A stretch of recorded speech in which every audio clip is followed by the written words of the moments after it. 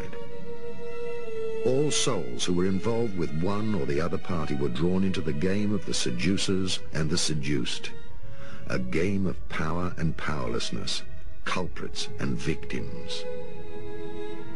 Thus, human beings are on the inside what they fight against on the outside, because they have suppressed it, or because it was their karma to take part in this game of oppressors and victims.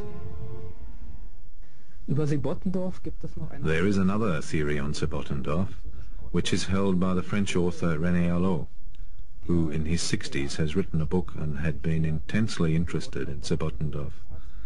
In that book, he declares that Sebottendorf acted secretly on behalf of the Order's chiefs. These Order chiefs were from the Turkish Lodge, which Sebottendorf had joined on his first stay in Turkey. So from this theory derives the idea that Sebottendorf was possibly in charge of bringing the national movement in Germany under the control of the Freemasons. One has to add that the Freemasonry which Sebottendorf was talking about was the Eastern Freemasonry. He also called them the Rosicrucians, the alchemists. It is different from the Western Freemasonry, which he had rejected. Following this theory, little by little, Sebottendorf published secrets, in particular in his book, The Practice of the Old Turkish Freemasonry, which was published in 1924. In this book, there are meditation practices aimed at self-discipline, which he brought back from Turkey. The theory finally developed through this book, and it was also applied to the time Sebottendorf spent in Munich. Even there, he is supposed to have been working under the secret order chiefs.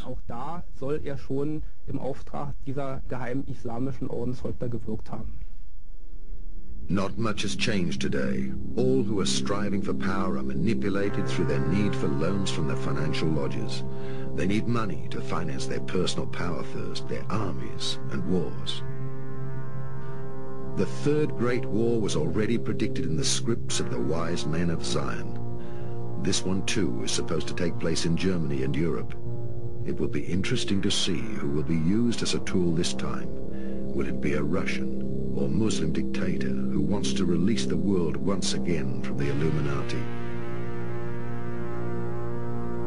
Already one can find an extensive range of books and countless scripts, especially in Muslim countries like Iraq and Iran, telling us how the imperialistic and Zionistic Freemason Christianity remains the great evil. It is only a matter of time until a spiritual leader will be born, or maybe already is.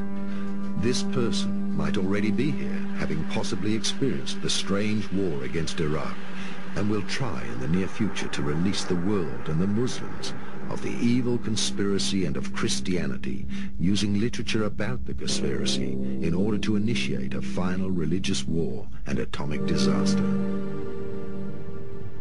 Mankind could spare itself by overcoming polarity.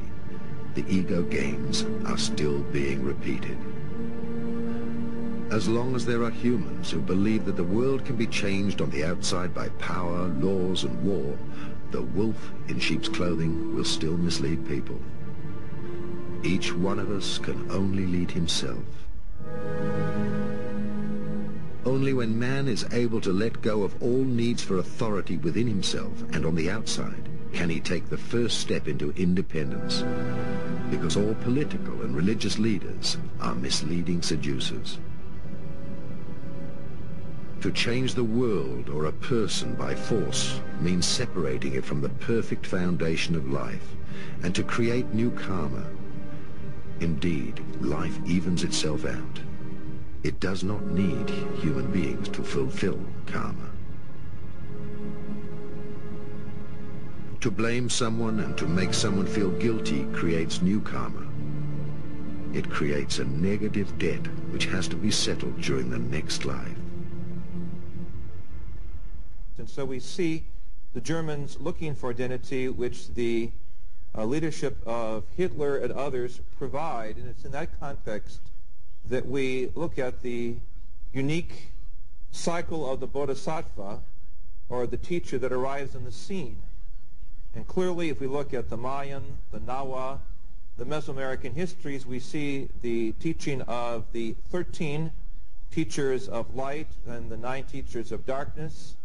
The cyclic interpretation of this would allow some sociologists and historians to believe that Hitler fits the mold of the great Lord of darkness or light that appears on the scene at the right time and provides, as it were, the consciousness opening to higher intelligence. Therefore, it is a sad truth of karmic fate that one day the world will find out that the Holocaust of the Jewish people was indirectly financed by their own lodges. During the Third Reich, the Minister of Finance, Mr. Schacht, organized the funding of armaments and Hitler's rise to power, not only through the German industries, but to a great extent through secret money transactions from Swiss bank accounts. Illuminati and wealthy Jewish capitalists raised $120 million to bring Hitler into power. Thus, Hitler's revolution against the dark forces on the outside represents a dictatorship, his battle against his own inner darkness. The dark side of power within us and the world receives strength only when one gives it an existence in consciousness by evaluating and rejecting it. Consequently, transformation can only take place within a person and never on the outside. The exterior world only changes when changes occur on the inside.